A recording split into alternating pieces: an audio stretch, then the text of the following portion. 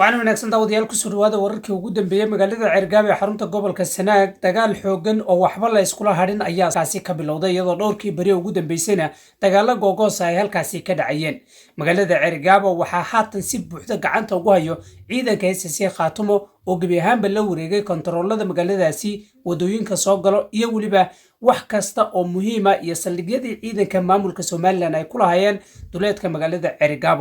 waxa dhinaca kale ay la wareegeen xarumihii dawladda ayagoo markaasi soo bandhigay muuqaalo markaasi laga duubay goobaha ay markaasi ku sugan yihiin ciidanka SSC Khaatumo sidoo kale waxay soo bandhigeen hubka iyo waliba saanada ciidan ee halkaasi ay kala wareegeen ciidanka maamulka Soomaaliland maxaabiis tiro badan ayaa sidoo kale la soo bandhigay waxaa dhinaca kale dagaalkan gabi ahaanba uu sababay khasaaro ballaaran oo la soo gaarsiiyay ciidanka maamulka Soomaaliland oo dhowrkii bari ugu dambeysay halkaasi ka waday weeraro daandaansiya oo ay ku qaadayaan ciidanka SSC Khaatumo ee ku sugan duleedka magaalada Cergaab si kastaba waxaan halkan ugu wadaagi doonaa xogii ugu dambeeyay beesha warsangeli oo gabi ahaanba loo jeediyay eedayn xoogan kadib markii dagaalka ay uga baxeen ciidamada hiil harti ee ku sugan gudaha magaalada Cergaab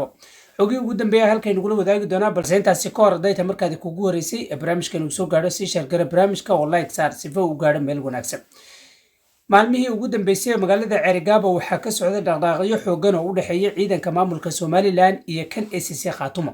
ugu dambeyn dagaalkii maanta ka dhacay magaalada Cergaab waxa uu sababay in ciidanka maamulka Soomaaliland gabi ahaanba lagala wareego saldhigyadii xarumihii dawladda iyo waliba kontarooladii magaaladaasi ay ka maamulayeen waxaana intoodaba gacanta ku hayo ciidanka SSC Khaatumo oo dhowrkii bari ugu dambeysay halkaasi ka waday hubarusi iyo waliba abaabul ay ku xoreynayaan magaalada Cergaab ee xarunta gobolka Sanaag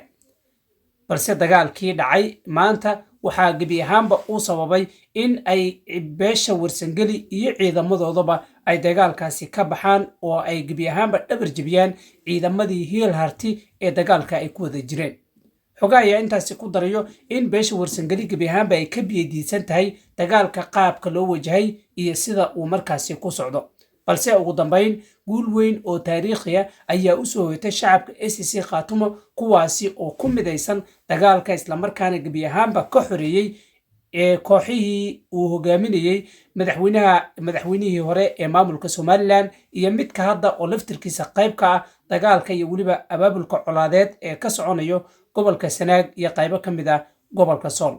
si kastaba dagaalkii maanta waxa uu sababay in maryo dhiig la kala furto sidoo kale tana ciidanka SSC Khaatumo ay guushu halkaasi ku raacdo ayagoo la wareegay dhamaanba saldhigyadii ciidanka maamulka Soomaaliland iyo waliba goobihii markaasi maamulka Soomaaliland ay marka xarumaha dawladda u ahayd iyo waliba kaabayaasha dhaqaalaha iyo meel kastaba ay gabi ahaanba gacanta ku dhigeen ciidanka SSC Khaatumo iyadoo kontaroolka magaalada ee dhinaca bari gabi ahaanba haatan ay ku sugan yihiin ciidankii ugu badnaa oo ka tirsan kuwa maamulka SSC Khaatumo